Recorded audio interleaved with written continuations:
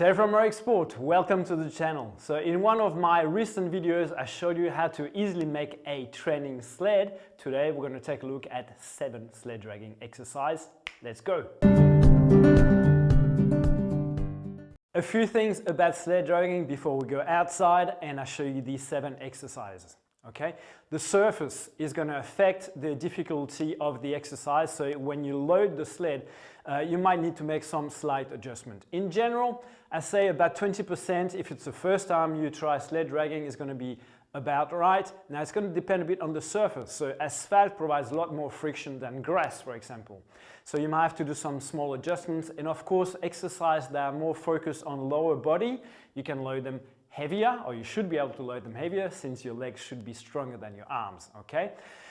It's possible to work on different qualities of strength, you know, that you want really heavy loads to work on few repetitions, you know, and repeat that as well. Or you can also work on lighter loads and longer intervals. So this time you would set the time of maybe 3 to 5 minute intervals, get a good recovery in between, let's say another 3 minutes, and do maybe 3 to 4 sets of those. Now I used this particular technique when I was competing in kettlebell sport because of the demands of the sport, doing 10 minutes without setting the kettlebells down. So to build up the lactic tolerance, to get my legs ready for the competition, I would do this type of repeated efforts. Now let's go outside and check out the exercises. So let's go ahead and look at these 7 exercises that I picked for a full body strength and conditioning workout. Now I've got thick rope here to provide extra attachment for some of the exercises. I went ahead and created the flange there to avoid the plates from rattling about. Now I've got about 30% of body weight on that sled. I'm on asphalt. I've got the harness, but I'm also going to show you the variation without the harness. First exercise. Now with the harness you could lock it together, leave it open, it's just easier and faster, okay? So first exercise we're going to do the reverse sled drag. Now put tension on the line, lean slightly, you shouldn't fall off, otherwise the sled's probably too light, okay? And you're going to reach back, sink the, or put your forefoot on contact with the ground and then try to maintain a constant tempo. Now with the harness, you know, you can concentrate on using your arms as you would walking, normal gait. Yeah, so very steady tempo, good traction, I can feel that. If you are using the handles, be aware that you maybe pull forward, especially if you're using like a heavy load. So, you know, good posture, chest up, the shoulders back, and boom, there you go. Okay?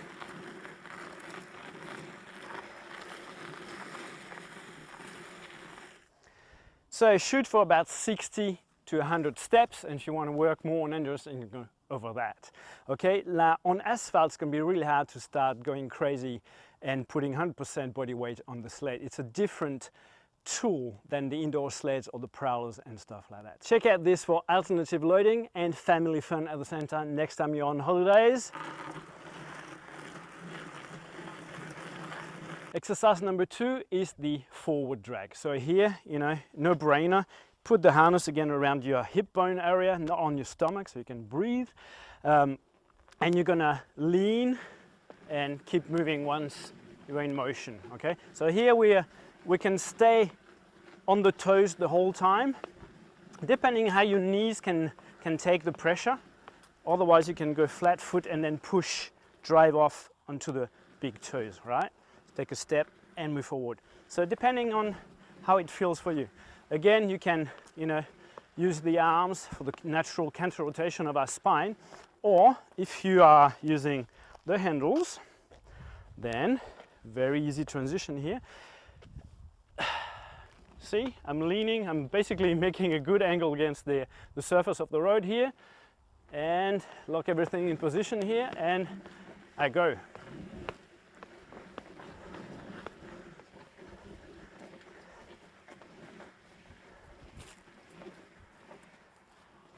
Good. Again, you know, for all the exercise, where there's a lower body focus, shoot for about 60 to 100 steps. Of course, you can go heavier and less or lighter and further, but as you progress, get stronger, get better conditioning, you're able to drag the same amount of load for maybe 300 steps or so on.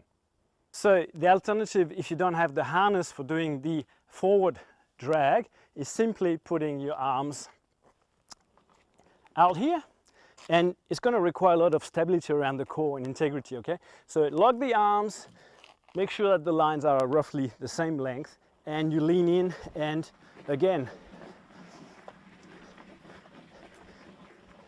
keep going at the steady pace.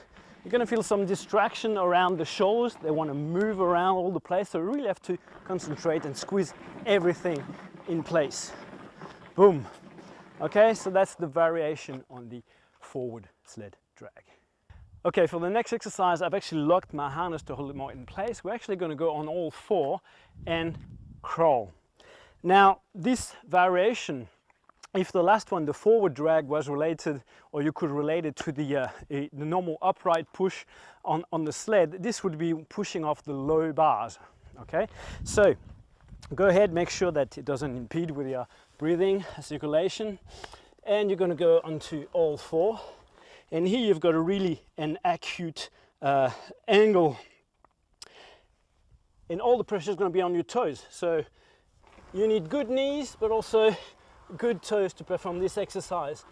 And you can decide if there's going to be, rotation happening with the upper body, or if you stay straight ahead. What you don't want to do is actually look at your toes, right? So look slightly ahead.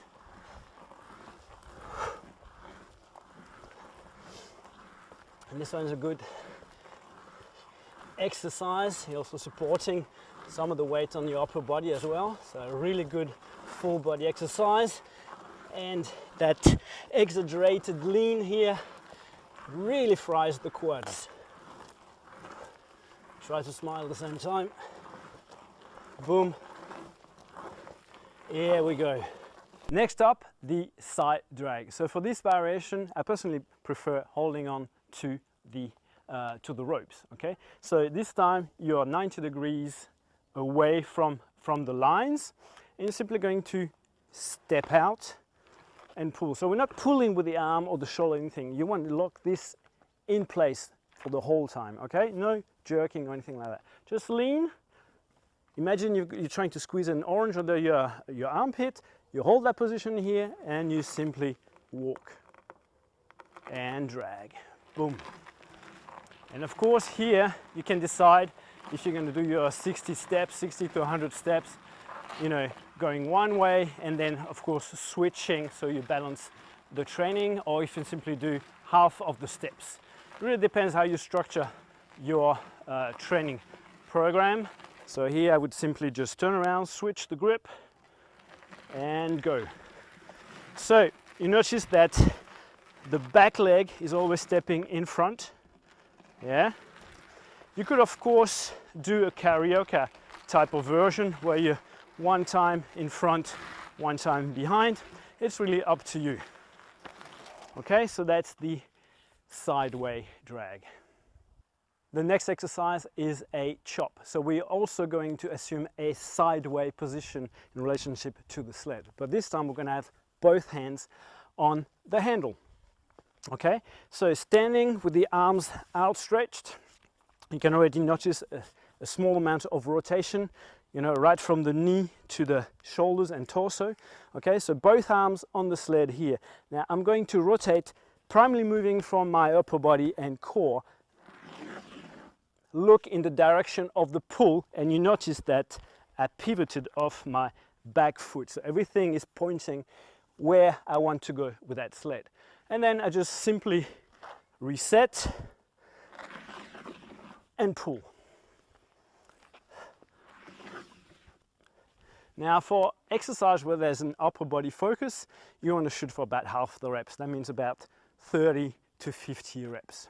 Okay, so again, you can split it. So I would do maybe 15 reps one direction, and then switch around and do 15 in the other direction as well. But of course you're welcome to do more reps. Again, it's really going to depend on the loading, and you'll probably, depending on what type of surface you are dragging on, you'll probably have to remove some weight compared to when you're using an exercise where there's a focus mainly on the lower body.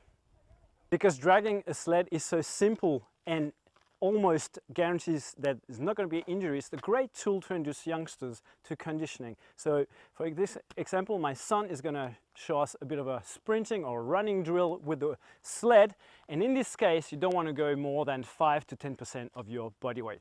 Go Troy. Feet forward, use the arms. Constant speed, keep it up, keep it up. Next exercise is going to be a walk back and row, and here I like to use my thick ropes. Now thick ropes are great for forearm and grip strength, obviously hand development and so on. So you simply loop the rope through the handles. Again, if you don't have the luxury, you make do with what you have, okay?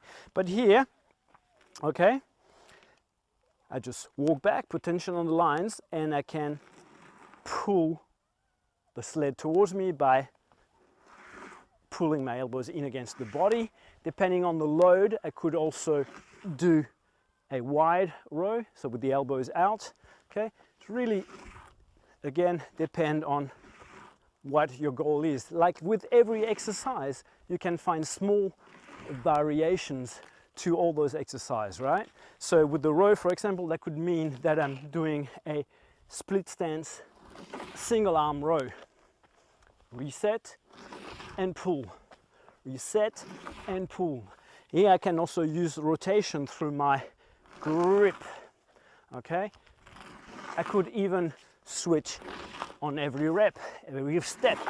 So there are many options that you will become aware as you start using the sled and define, what is working for yourself.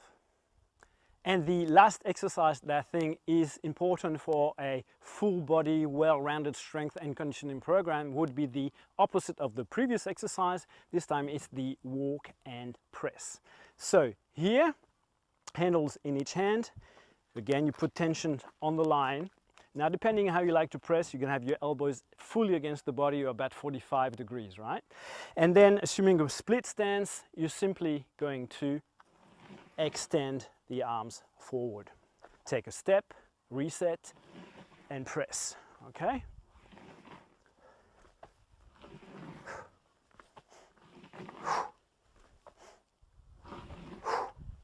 And if you're a bit masochistic, you again can do the same type of split stance, one arm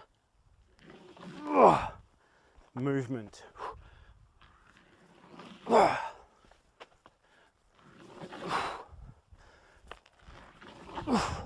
Now, by having this foot back on the same side you're holding the straps, you can use a lot more rotation than if in the opposite way. Here you're at disadvantage, okay?